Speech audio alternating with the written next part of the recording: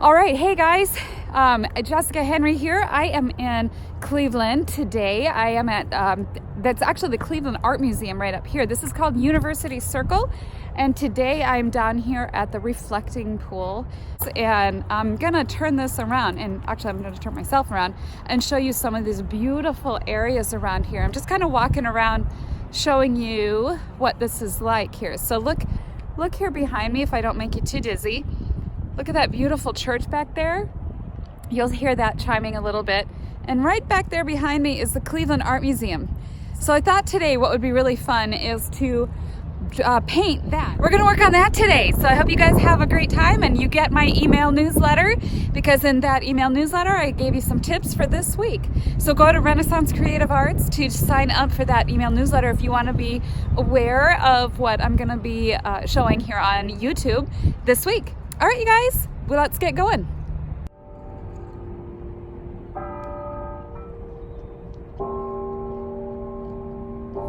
All right, now remember, if you enjoyed this video, to like and subscribe, and don't forget, I do appreciate and enjoy all your comments, so leave this down below. And I will also be putting links down below for the different things that I've been mentioning in this video. Okay, so taking my sketch, some of the main things that I want to really talk about are just boiling down essentials of a scene when you get to a place. I'm going to also be talking about, if you got our art tips, how to get those angles and measurements as you're working through some of these perspective issues. Now, I am more or less just straight on, so it's going to be fairly simple that way, but I will talk a little bit more about some of the other issues in the scene before me. For setup, I just have my simple plein air easel. This is an open box M. They're 8x10 design, and this is the side attachment that they all come with. I have a little bit of linseed oil and my odorless mineral spirits here. I've got my paint brushes in a PVC pipe with the bottom on it, and I added a little screw to the side, so everything's kind of just right where I need it. Down below I have my paper towels on a bungee cord. You can't really see them, but I just run a bungee cord through the paper towels like this and attach it to the bottom. And then at the bottom of my tripod is a little hook that I'm hanging my backpack on so that it doesn't blow away. I mean, I don't think the wind is that strong today, so. All right, colors that I have out. Titanium white, cad yellow medium, yellow ochre, burnt sienna, ultramarine blue, phthalo green, and alizarin crimson. I probably won't use too much of those end colors today because it's a fairly monochromatic scene. It's pretty early spring. Okay, so I'm gonna jump into the sketch and I will be talking to you while I'm doing that. Okay, so as I look ahead at this design back here behind me, I'm gonna use the elements of the scene to try to compose it into just a rectangle that is comparable to my 6x8 gessoed panel.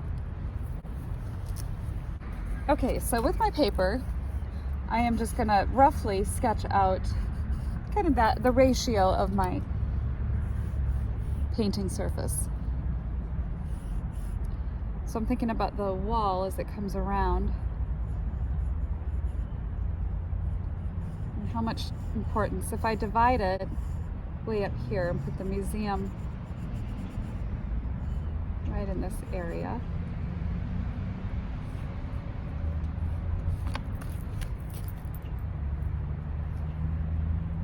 think about the trees. If I squint down at the scene,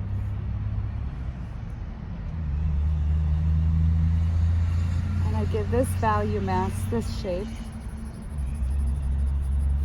and this value mass this shape, the museum's going to go in there. I've got the lawn coming about like this, and the rest of this will be devoted to the water and the reflections that are coming down in it.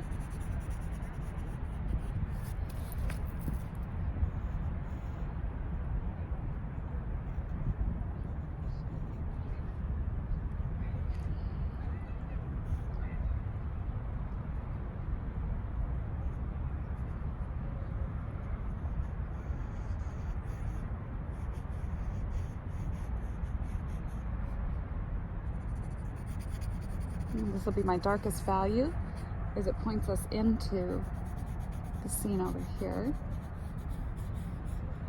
And same thing with this area. And then I do want to, sometimes when the water's clear, I see the reflection of the museum in the water here. So look at that.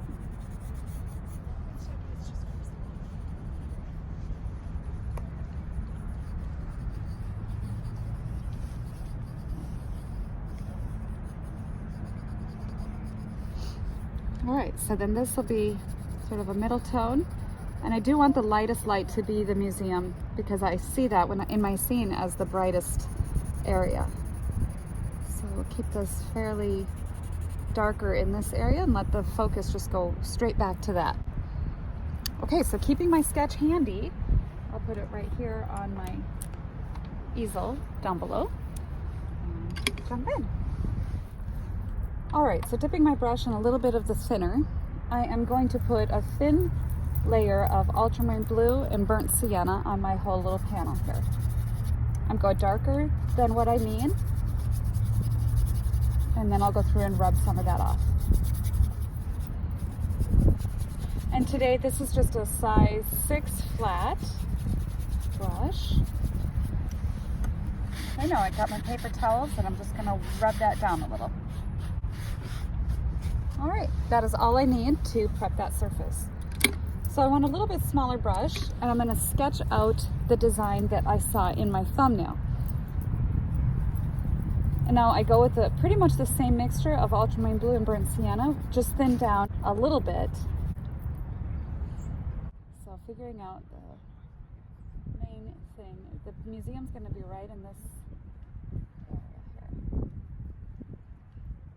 I've got the trees coming down this.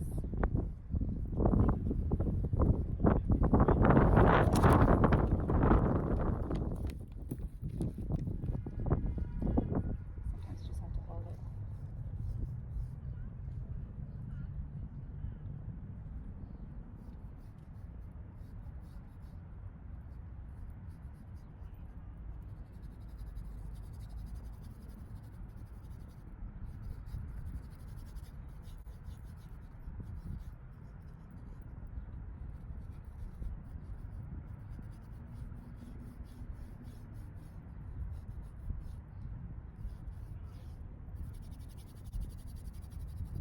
Just giving these a general value mass.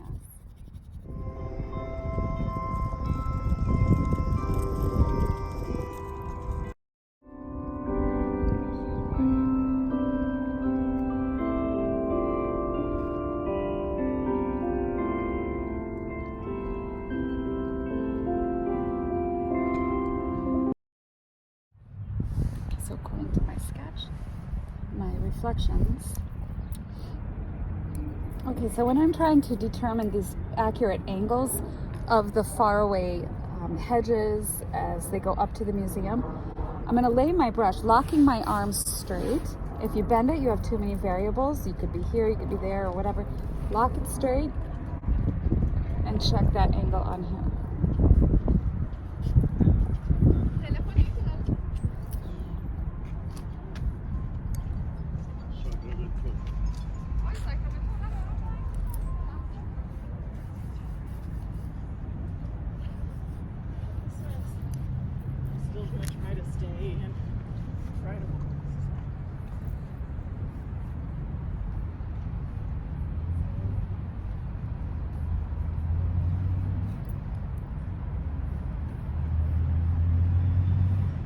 All right, and then the roof, obviously it's just a straight horizontal. And there's the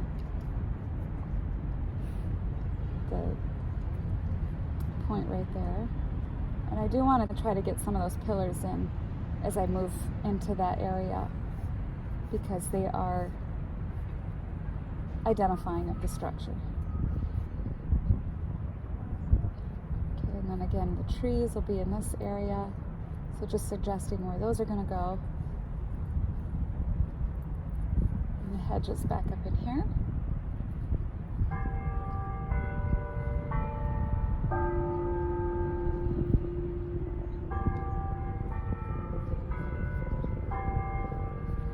And then the lawns as they come up this way. So there really wasn't a whole lot to break down for perspective in this particular study, but as we go through and work on some of these retaining walls along this pond, we can kind of play with some of those angles here, getting the straight vertical down and then this reflection in the water right here. So now I'm going to start from the farthest away area and work my way to the foreground. So grabbing a little bit of white. At this point now, all I'm going to use my thinner for is to clean the brush. So if I need my paint a little bit thinner, I'll grab the linseed oil. And you don't need very much, just the little tip of your brush. So I'm mixing together ultramarine blue and a little white. I might just add just the smallest touch of phthalo green just to warm it up a little bit towards the top of the building here. Maybe that's a little too green. Let's add some more white and blue. You could even add a touch of yellow ochre, but be careful by adding yellow to that blue mixture because it will make it appear greenish. Surprisingly, the phthalo green doesn't do that as much.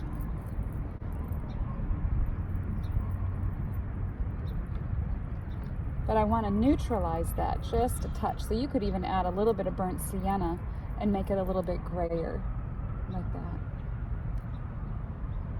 That's better. So I see it, I'm going to go thin in this passage where I know I'm going to put some tree foliage. But where there isn't tree foliage, I'll go ahead and paint it a little bit thicker. So scoop the paint up. Sometimes when it's colder, it's early spring right now, so the weather is still a bit brisk. You may want a little bit extra linseed oil handy in your paint because the coldness can make the paint stiffer, and that can be difficult to work with. So again, I have tree foliage here, so I'm going very soft and thin with the sky color in this area, not too thick. Same thing with over here because I'm going to layer color over that. Okay, wiping my brush off. I think that that's sufficient for the sky. Remember, it's a really small study, so we don't need a whole lot of information on this. So I'm going to take a little bit, I want to mix up the color that I see in those trees. So that is just a little bit of ultramarine blue, burnt sienna, and I'll grab some of this white and yellow ochre. Right like that. So we've got a really soft, earthy gray. Those small twigs, as they get into the sky, get softer and lighter. You don't see them as pronounced. And I can just make those by just using a filbert brush, just kind of dabbing like that. If you go with them too dark, they'll look too chunky, and you don't want that either. I'm going to grab a little bit more yellow ochre because that willow over there is already starting to get that spring color in it. So we'll mix a little more ochre.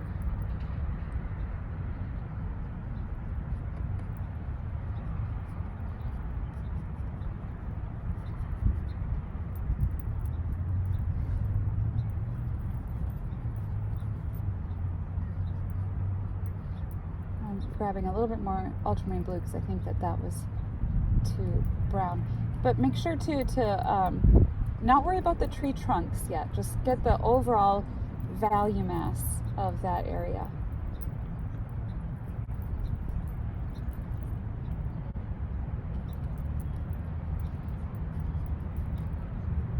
Squinting, all the time squinting.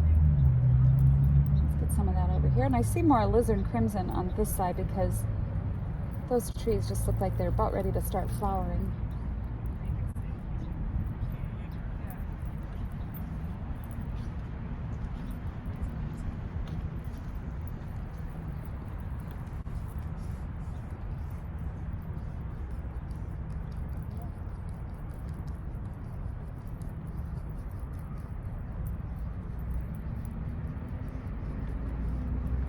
Okay, that's kind of working for that. Okay, wipe my brush off. All right, now let's get that museum in. For that, I'm going to use, this is a size 2 flat. So I'm just going to mix up a standard color that I see, that yellow ochre, white. I'm going to mix it right on top of that sky blue color because I want some of that blue. Maybe a little bit of sienna in there just to sort of gray it a little. The trick is to only grab a little tiny bit because it's easier to add more. It's not as easy to take away. Okay, so that's looking pretty good. So I'm going to scoop that up, squint down at that building, and just lay a nice passage of color. I can add other accents to separate it more from the sky, because that roof color is sort of more like a blue sky color, a little bit darker. And I'll add all those little museum-y details soon too. So for now, this is just the base of the museum, like that. The Cleveland Art Museum is really beautiful. They have some beautiful Rembrandts and Sargent, George Inness, Monet, great big water lilies. Just some, and a couple of really stunning Van Goghs. So I mixed up a little bit more sienna and ochre with this mixture to get some of these structural components back in there. They don't have to be that precise, just to suggest. This one has these roof things going on. I'm sure that's the architectural name.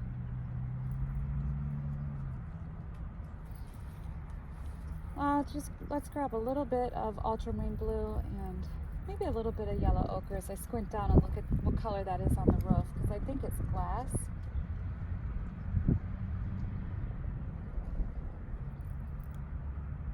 Put some over here. Maybe a little bit more of the blue. Let's grab some cad yellow, and that gives us kind of that really pretty aqua glass color.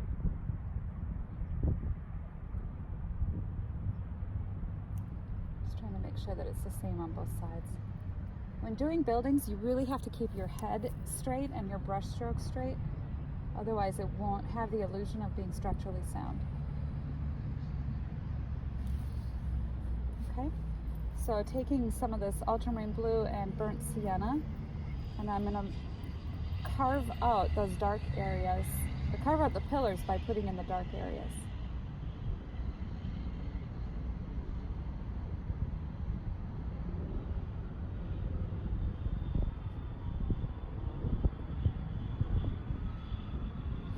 And those are too long, so I can shorten them a little bit.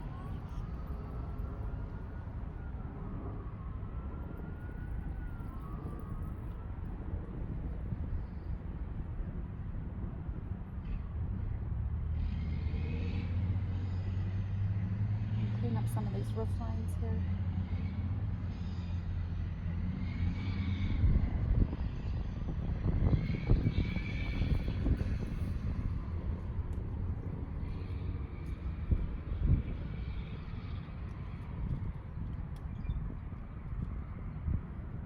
Remember, if the plein air study, it's not about all of those details. It's about capturing enough of the color and lighting so that you can go back to your studio with this image and these color notes and create a more involved painting if you want to. So that is the whole purpose and exercise of plein air paintings. Some people like to purchase these because there is a freshness and a vitality to plein air paintings that you just don't get from studio art.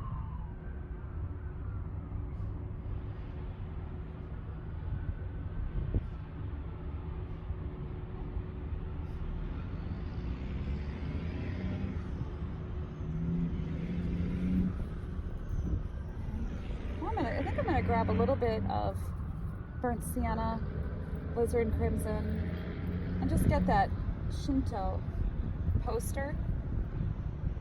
It's kind of an interesting banner advertising this upcoming exhibit that I'm really anxious to go see. It's Japanese art. Looking forward to that. So if you find yourself in the Cleveland area, you should hop by the art museum and check it out.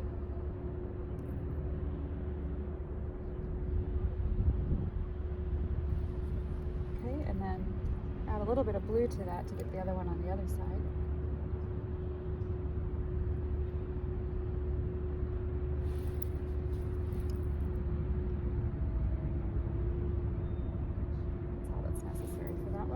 Okay, now I'm going to come back through here and clean up this pillar area because they're kind of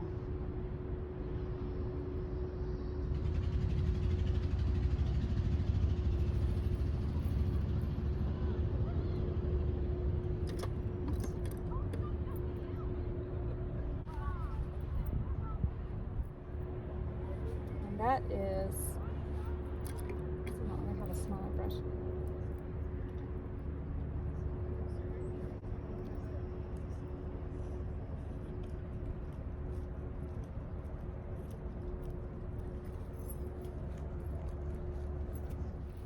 Just to suggest it. All right, some of that green now. Let's get that green color of the early grass. Squinting down at it. Linseed oil. Maybe a little bit of the cadmium yellow.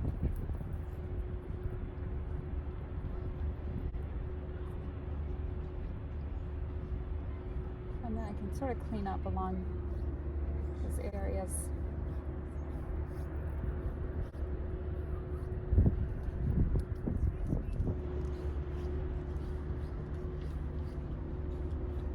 Okay, and then back over here in the shadow, I'll make this a little darker back in here, a little more grayer, blue, green.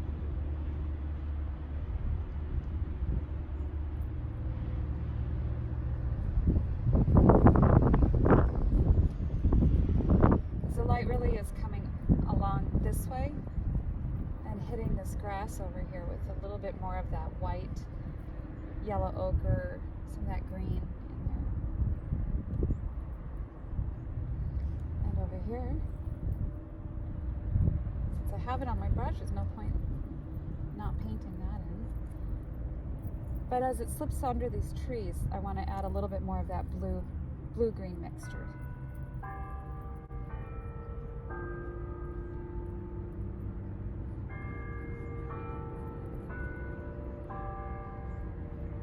Just like that. That looks nice, really pretty. You get that feeling of the warmth going up to the shadow under the trees.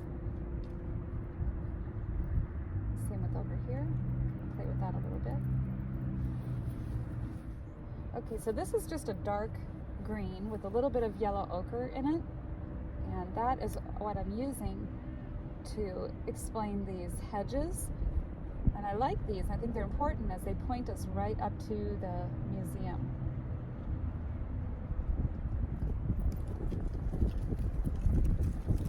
So I'm going to play with some of those back in here too.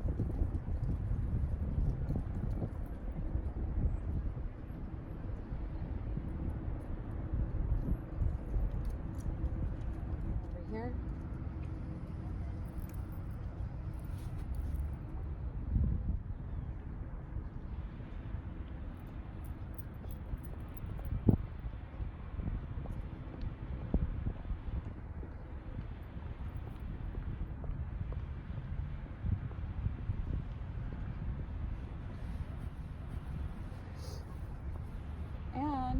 While I've got it, I'll just take some clean white and suggest these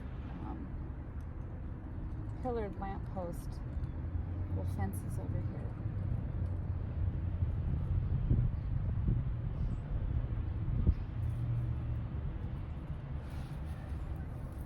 And I think I'll add just a little bit of those accents up in here.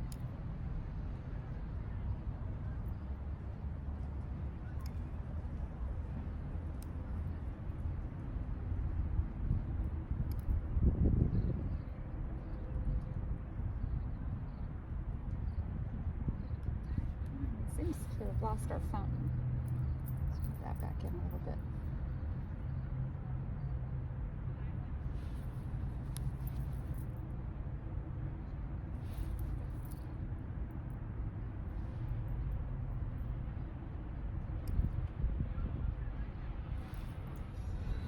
Okay, so now I'm going to add in some of the tree trunks just to get a little bit more of this information in here. And that is just ultramarine blue, burnt sienna, and some of that white that's right in that area. I don't want them really dark because that'll be distracting. So just sort of letting my brush just sort of skitter down to that area. Just want to suggest that there's a lot going on, but letting it just sort of play.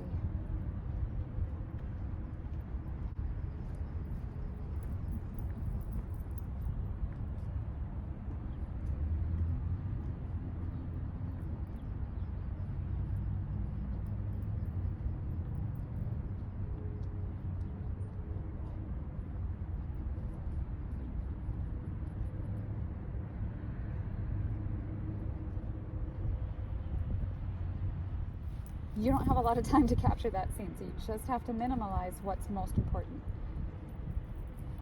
I'm going to put some of these early spring green ochres and things back up in here.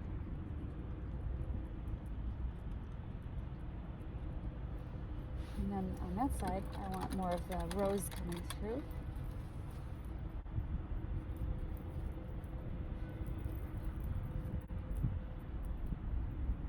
Let's get some white in there. That's okay.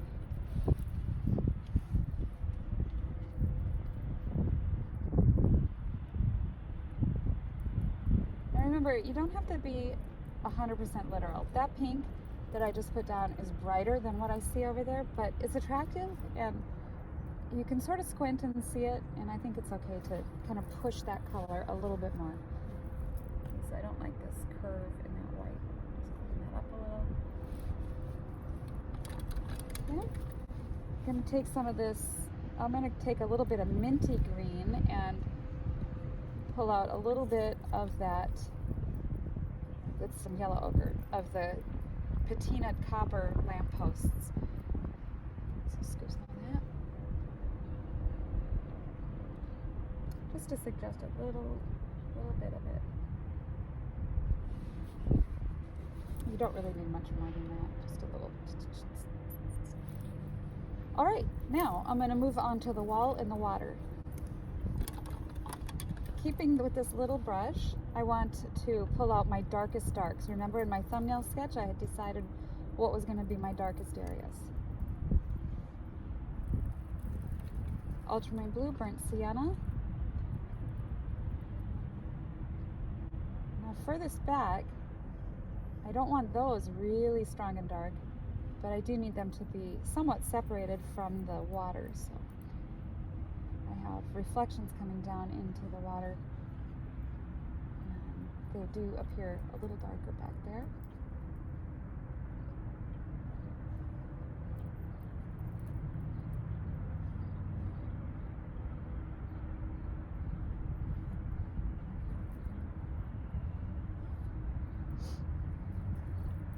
So I'm squinting down there and I see that this is a darker gray over here, and I'm just going to go ahead and paint that in as I see it.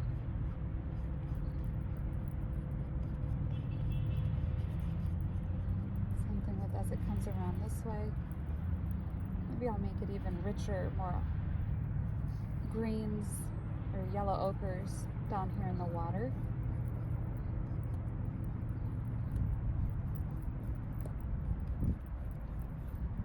Remember, as things get closer to you, they get warmer and richer. So add some burnt sienna to that too. That has a really nice layering effect, almost like the leaves you can see on the surface of the water down below. I don't know. Yeah, you can't really see in the video. But all right, so getting this wall in place. There's a sidewalk on top. It's too dark.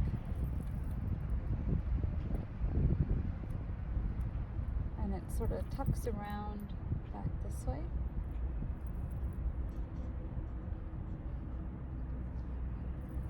And I see it over here.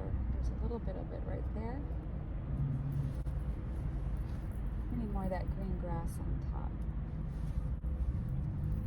Okay, so using a little bit more of that darker gray ochre mixture for the lower part of this wall.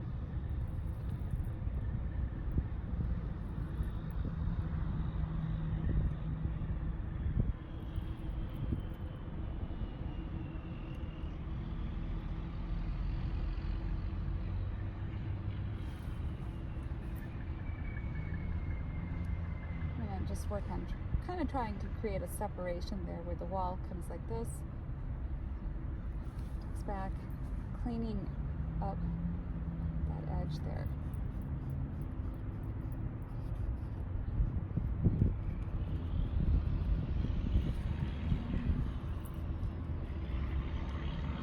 As this goes back, I'm going to add a little bit more white and blue to that.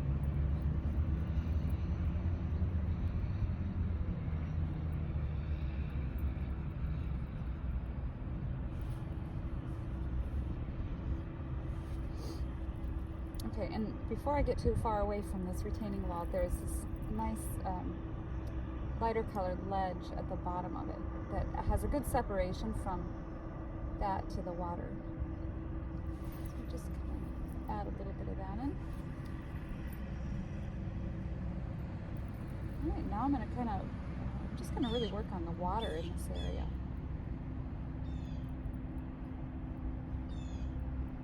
These are just some of that lighter chalky blue-gray, putting that in there.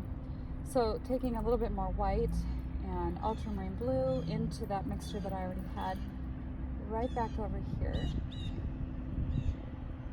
Now everything that happens in a reflection in the water is going to be darker than the reality that it is reflecting.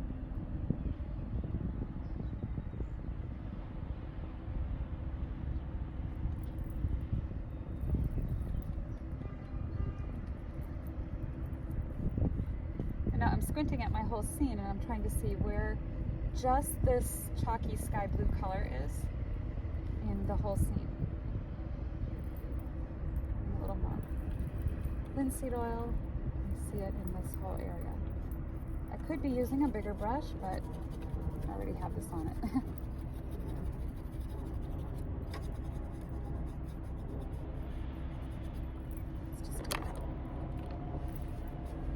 Okay, so before I get too far, I see some darker areas in the water.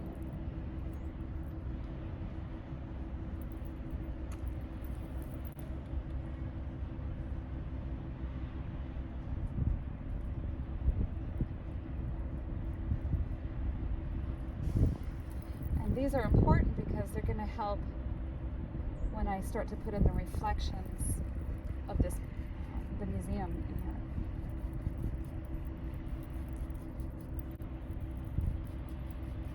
So for now, this is providing the backdrop for when I put in the reflection. So I'm going a little bit thinner in this area.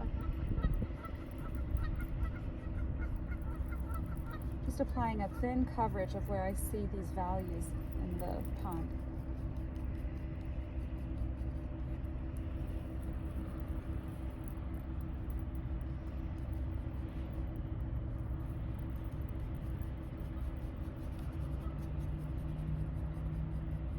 How are we doing for time?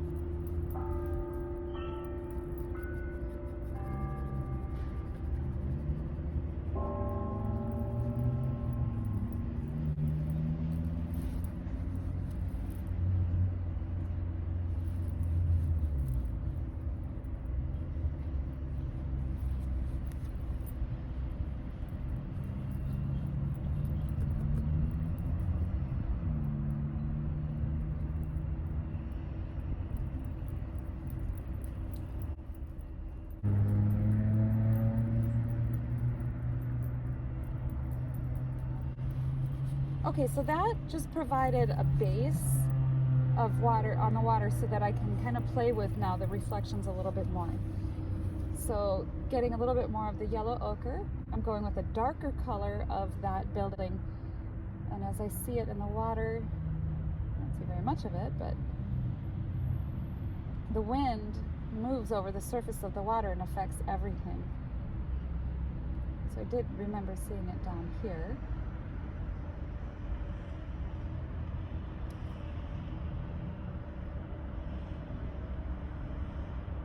Sometimes you have to wait for something to come back, wait for the wind to shift, see if that changes things a little. And I'm just laying my brush on the side a little bit and letting some of it just sort of, the paint just gently glaze over the surface of the canvas.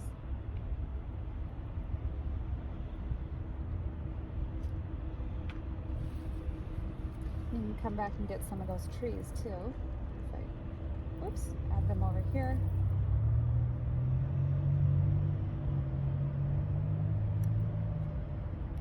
I don't like how chunky that is.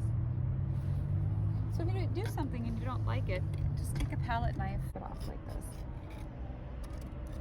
Sometimes the effect you get from scraping it looks interesting and you can leave it. So, I mean, it's just for now. All right. So reflections, trees there, trees there. Let's put those in the water.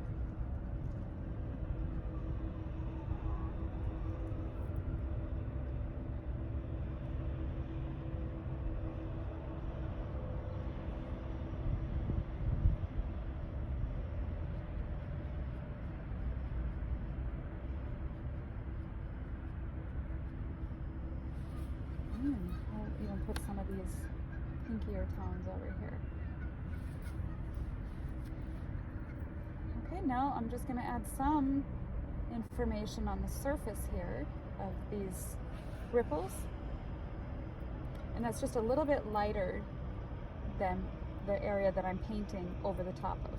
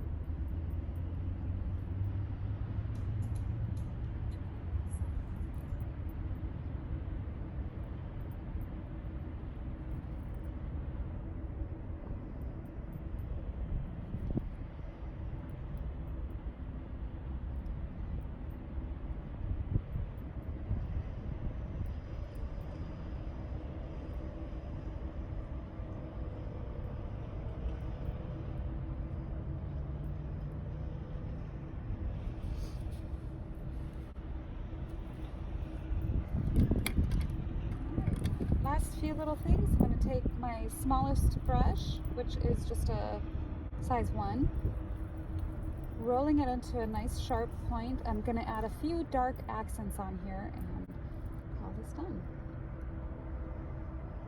Down in here, getting some more of that ultramarine blue.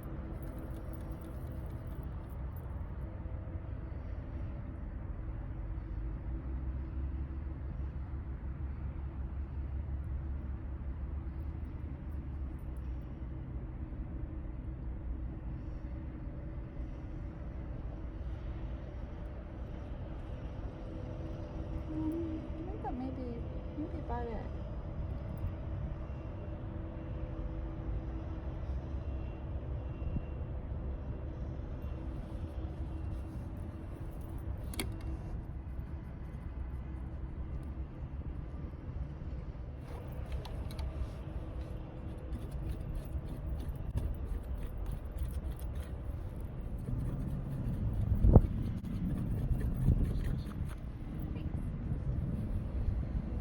Okay, well that wraps up this video. I hope that you enjoyed this and get out and try something like this. Head down to your city or just wherever you find some interesting architectural structures.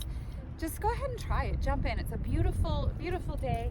And don't forget, if you enjoyed this, to like and subscribe. I really appreciate it, and I love your comments. And also, if you want to be notified of upcoming videos and get the Renaissance Creative Art tips, go to renaissancecreativearts.com and join our email newsletter, and you will get, on Tuesday we send out the what we're going to be doing the upcoming Friday for my YouTube channel. So go ahead and click the links below, and I will see you guys next week. Okay, bye-bye.